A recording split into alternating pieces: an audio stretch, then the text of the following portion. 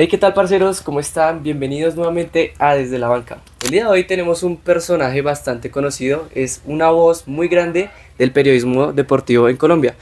También muy conocido por ser hincha de un equipo muy grande de la capital. ¿Quién sabe cuál será? ¿Cómo estás, Antonio Casales? Bienvenido a Desde la Banca. Pues el más grande. Gracias, aquí desde la banca. Muchas gracias por la invitación y bueno, listos para pasar un buen rato. Y solo muchas Esa es la idea, gracias. Bueno, también estamos con Cristian. ¿Cómo estás, Cristian? Bien, bien, gracias. Encantado de pues, conocerlo y pasar un rato agradable. Muchas gracias. Qué bueno. Saludos a todos en un minuto y desde la banca. Listo. Bueno, Antonio, empecemos con algo básico y es que, como lo dije anteriormente, eres una figura muy grande del periodismo deportivo en Colombia. Queremos conocer cómo se enamoró Casale del periodismo o en sí del periodismo deportivo. A ver, yo me enamoré del periodismo, es cierto. Primero que del fútbol, porque yo, pues, antes de ver un partido de fútbol en un estadio, o los oía por la radio. Entonces, digamos que mi amor es por este medio, que es una de las cosas que les digo, a ver, si lo que les gusta es el periodismo, pues van bien, pero si lo que les gusta es el fútbol por encima del periodismo, pues hay muchas carreras alrededor del fútbol hoy en día para que lo revisen. Pero yo me enamoré primero de eso, del fútbol a través de los ojos de la radio. Era una época además en que los partidos de fútbol o televisión eran muy escasos. Apenas estaba el sábado un compacto de un partido, o sea, un resumen de un partido que había pasado el fin de semana anterior y lo daban en un programa los sábados a las 9 de la mañana que se llamaba Fútbol, el mejor espectáculo del mundo. Entonces todo era por la radio. Ok, no, bueno, ya que mencionas este tema de la radio, hemos visto que tú, como en tu trayectoria de periodista deportivo, has estado en radio, en televisión, en prensa. ¿Cómo ha sido, digamos, ese cambio con la llegada, por ejemplo, de las redes sociales actualmente? O sea, hemos visto que hoy en día la radio es obviamente aún muy importante, pero se ha transformado, por ejemplo, lo que hoy se ve mucho, lo que son los videopodcasts, como este, por ejemplo, que está en YouTube. Entonces, ¿cómo ha sido como ese tema, esa transformación? Una maravilla. Cuando a finales de la década del 70 salió el primer video en MTV, MTV era un canal de música que ponía videos, que se llamaba Video Kill the Radio Star. El video acaba de asesinar a las estrellas de la radio y vaticinaba que MTV pues iba a comer a la radio viva. Y bueno, hoy ya no existe MTV, o bueno, no sé cómo se ve MTV, y la radio está viva. ¿Qué quiere decir esto? La radio tiene vida propia. Alrededor de la radio puede vivir el video, las canciones pueden vivir con tendencias de TikTok, pueden vivir los videopodcasts a través de video, pero siempre va a estar el audio, porque el audio da una posibilidad que salvo que inteligencia artificial logre otra vaina, pues usted puede estar haciendo otra cosa mientras oye, pero no puede estar haciendo otra cosa mientras ve. Entonces, mientras eso suceda, que tiene que ver con la condición biológica del ser humano, pues el audio va a vivir. Por eso, digamos, a nosotros, en nuestra experiencia, primero empezamos con radio en la universidad y ya migrar como a este tema de las redes sociales, o a veces hacemos sketch también.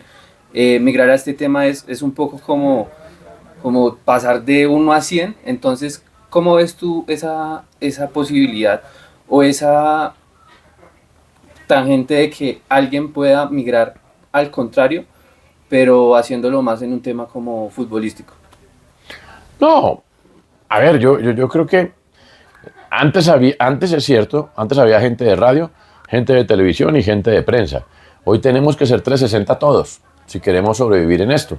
Y tener en cuenta que cada lenguaje es diferente. Si yo voy a hacer un contenido para mi canal de YouTube, tengo que, definitivamente, tiene que ser un contenido distinto, salvo un short o algo así, que lo amerite, pero tienes un contenido diferente a Instagram, diferente a radio, diferente a podcast, diferente a video podcast, porque aunque la materia prima, o sea, el contenido sea el mismo, los lenguajes son diferentes. Entonces yo creo que la obligación o lo que pediría la jugada es pues ser 360 y tener en cuenta todos los formatos.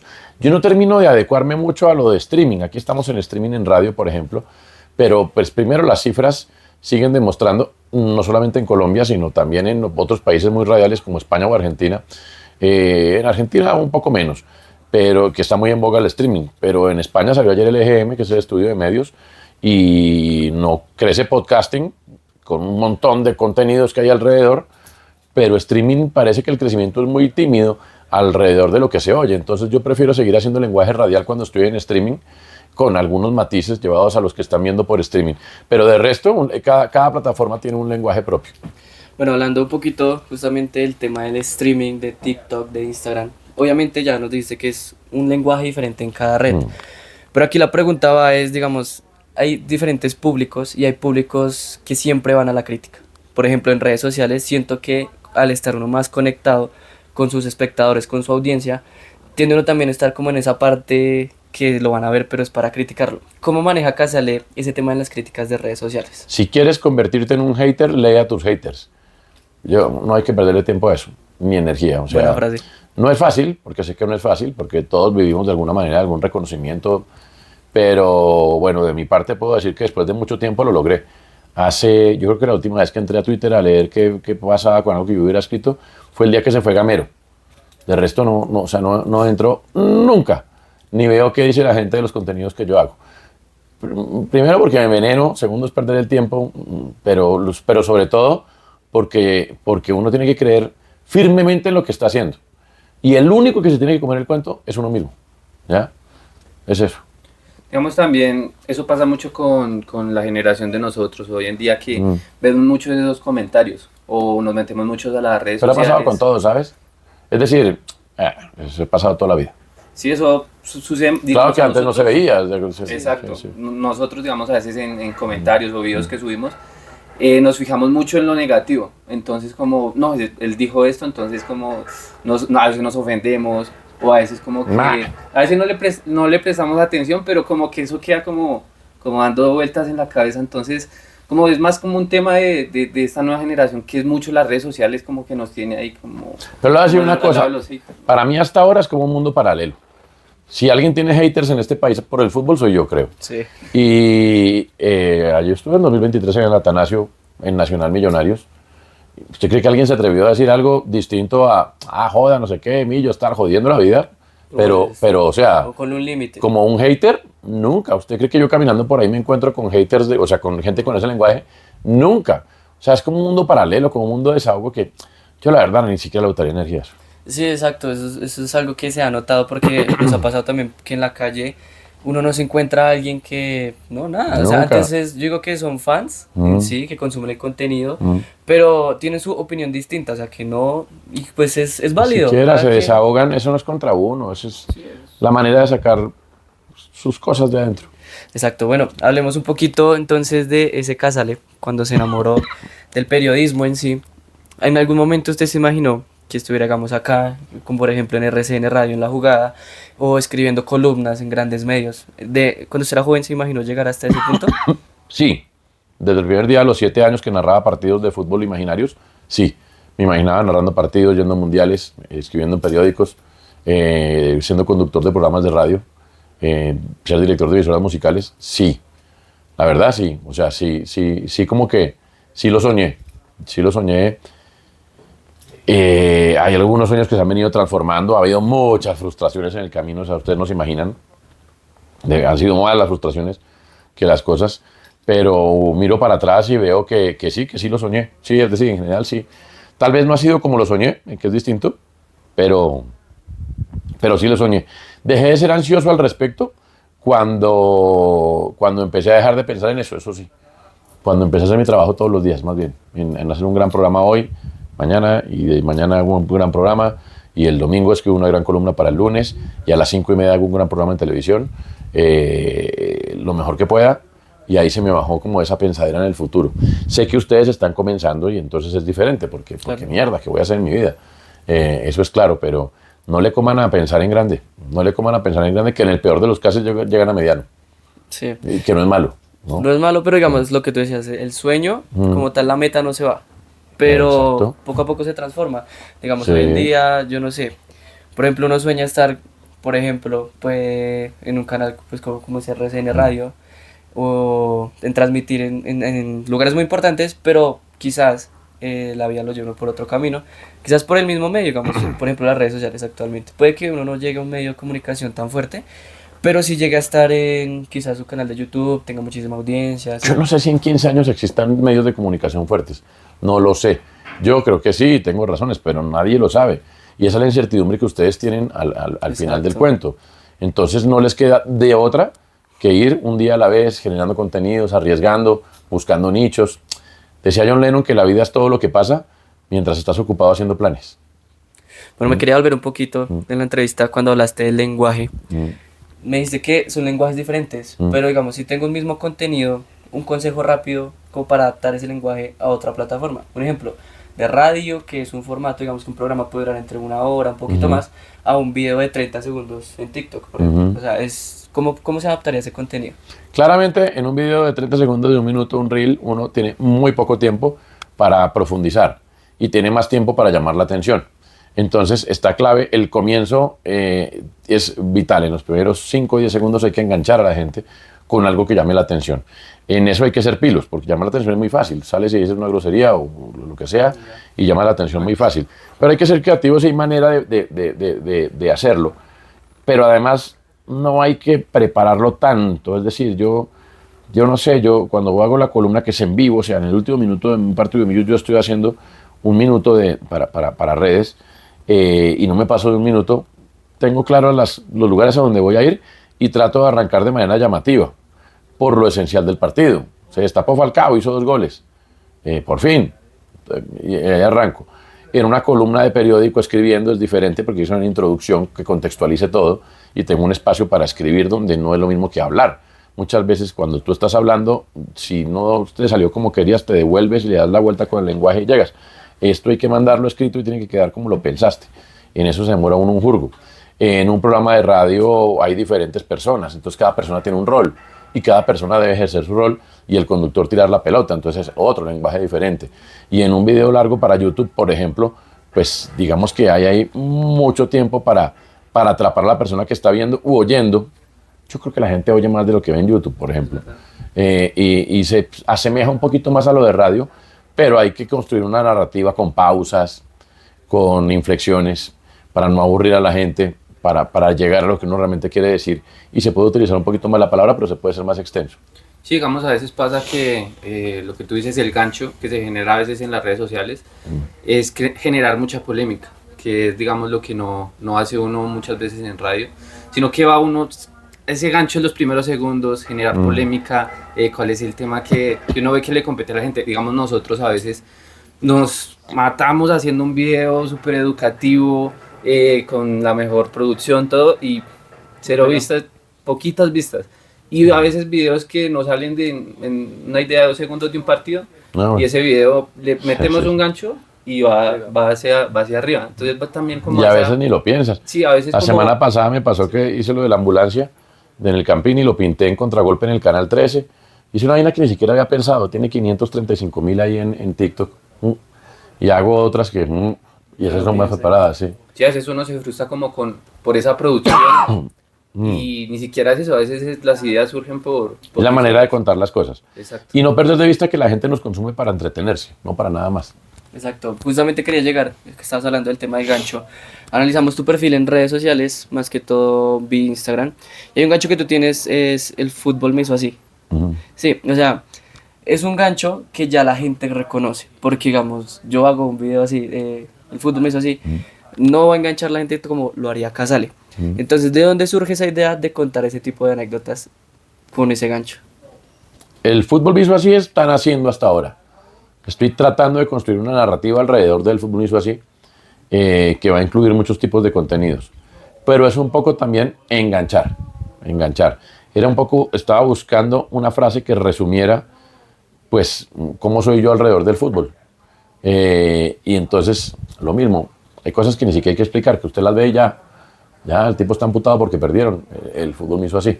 Estoy construyendo una narrativa alrededor de que espero que llegue lejos, estoy en eso. Digamos, pues, está en construcción, pero ya está la idea general. Entiendo, sí, digamos, yo la vi por el tema, digamos, del personaje, pues que no es un personaje en sí, pero Antonio Casale es reconocido por lo que dije, el tema de Millonarios, que es muy atacado por eso.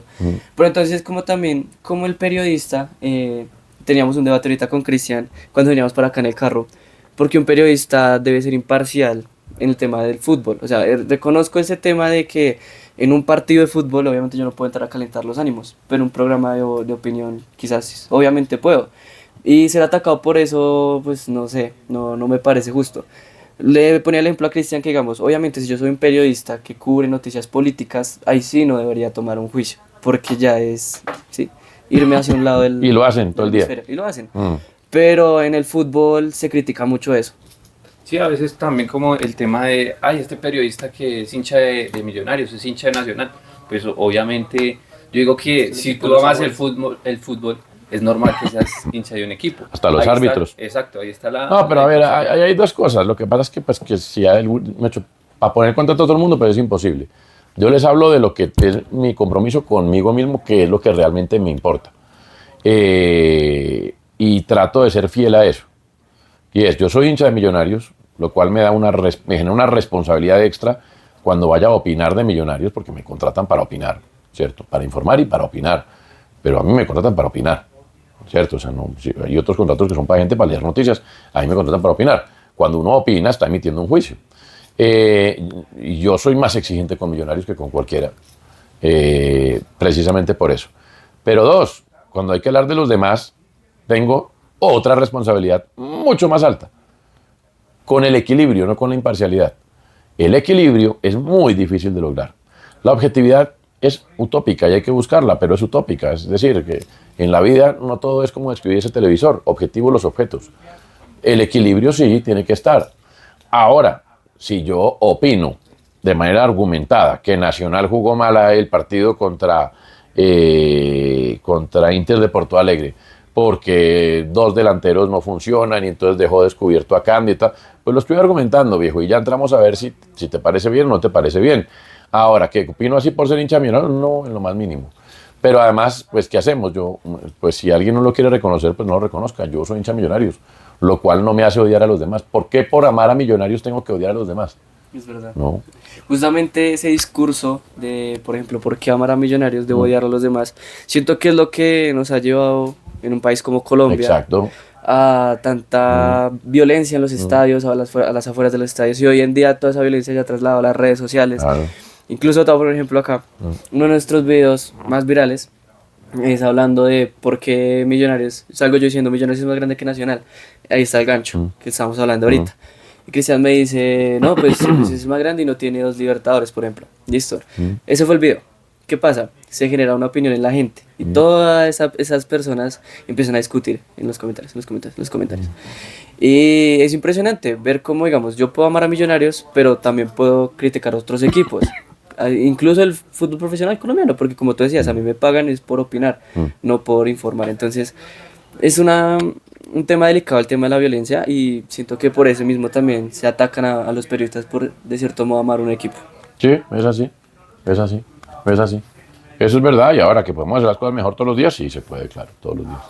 Sí, digamos, ahí también entra el tema de no solo que la gente genera como ese conflicto, sino también como a veces hay que saber diferenciar entre el amor a un equipo y también como la agresión. A veces muchos hinchas como que uno siente que no son hinchas, sino que solo van como a agredir a ciertas personas o no ven el fútbol como esa pasión, sino como una rivalidad, como una guerra entre ellos mismos y pues no debería ser así. No debería ser así. Y ya pasando pues a otro lado, yo tengo una pregunta que es, ¿qué ha marcado en el ámbito periodista para Casale tu trayectoria? O sea, un momento en específico que digas como, esto me ha marcado a mí.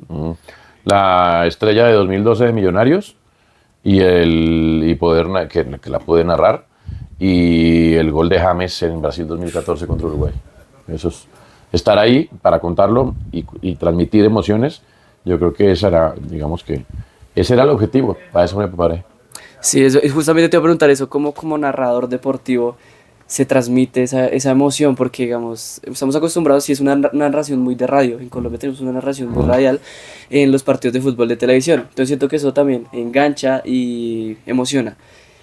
Simplemente es impresionante ver cómo por medio de gritar un gol así súper eufórico y transmitir esa felicidad a los hinchas o tristeza para el del equipo rival, ¿sí? Y más narrar un partido del equipo de sus amores, eso debe ser hermoso. Yo hace rato no narro, estoy comentando más bien, pero particularmente esos 2 momentos fueron muy chéveres porque, bueno, era otra época. Yo puedo narrar, pero estoy comentando ahora. Ok, no, nada, quería ya finalizar con esta entrevista. En sí, un consejo para, hagámoslo más en general, para alguna persona que quiera iniciar como en este tema de informar, de quizás meterse en redes sociales, pero sí, o sea, ¿qué consejo le darías a este Tengan tipo su de personas? propio sello, hagan su propio sello, trabajen con su propio sello. Todos somos diferentes. Busquen sus rasgos más representativos. Tengan miedo de lo que dicen los demás, bueno o malo. También las cosas buenas que le dicen a uno muchas veces son engañosas. Y cómanse el cuento. Y generen una narrativa alrededor de ustedes mismos, de esos rasgos que los diferencian de los demás. Y hagan horas de vuelo. Hoy en día eso que hacen ustedes es muy bueno. Es decir, hoy hay posibilidades de hacer prueba y error. Y ya después, bueno, veremos qué trae la vida y cómo van a ser los medios en un futuro, o si cada uno va a tener que buscar su sustento, cómo, pero por ahora sean fieles a su pasión, descúbranse, conózcanse a sí mismos y exploten eso que conozcan, eso que conocen de ustedes mismos. Listo, Antonio, muchas gracias. ¿En dónde podemos encontrar a Antonio Casale? Muchas gracias, @CasaleSports, en RCN Radio por las tardes, en El Espectador los lunes y en ESPN por las tardes a las 5:30. Listo, allá nos veremos. Vale. Muchas gracias. Gracias, muchachos. No sé. Ok, Gracias, suerte. Master.